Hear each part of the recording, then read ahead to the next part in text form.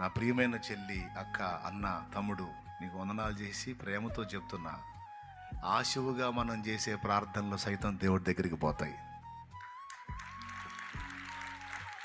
పోవు అనుకోవద్దు. దేవుడు వాటిని తీసుకోడు అనుకోవద్దు, వాటిని వినడు అనుకోవద్దు. నేను ఎక్కడ కూర్చొని ఏదో మొత్తుకుంటాను కానీ దేవుడి దగ్గరికి చేరతాయి అంటావా అనుకోవద్దు. నీ ప్రార్థన వినబడింది అన్నాడు. కొర్నేలీ, నీ ప్రార్థన వినబడింది. దానియేలు, నీ ప్రార్థన వినబడింది. నా సోదరి, నీ ప్రార్థన కూడా వినబడింది అక్కడ. నా సోదరుడా, నీ ప్రార్థన కూడా వినబడింది. అంతేకాదు, రాయబడింది. గుర్తుపెట్టుకో.